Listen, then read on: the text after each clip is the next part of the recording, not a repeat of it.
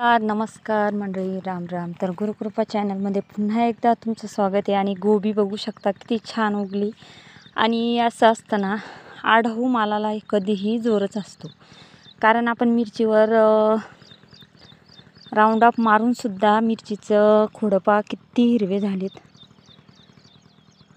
म्हणजे गरज नसताना काही लोक वातर करतात तशाप्रमाणेच. आणि इकडं मेथी उपटून झाली आणि 4-5 दिवसात गवत तर असं भरून आलं आहे जसं काही कापून घ्यावं का त्यांना खत औषध इतकं झालं आहे अशासारखं. तर आता इकडं चाललं आहे आपलं राऊंडअप शिपणं. दाजी शिपताय राऊंडअप आणि मी देते पाणी आणून.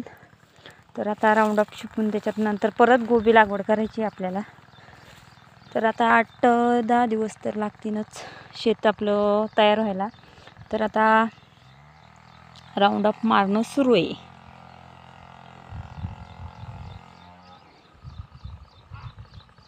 त्याचं पण हे करावं लागतं की झाड विसरलं नाही पाहिजे, जागा विसरली नाही पाहिजे.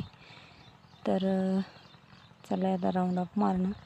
आणि इकडे आपली गोबी बघा किती मस्तपैकी. आता मला वाटतं 10-12 दिवस झालेत आपली गोबी लागवड करून.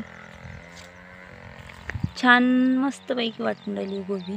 आणि हे पान जे दिसते ते पहिलेच किडले होते, म्हणजे ट्रेमध्येच रोप असतानाचेच किडके पानं आहे. तर आपले फवारणी वगैरे झाली याच्यावर 2 वेळेस.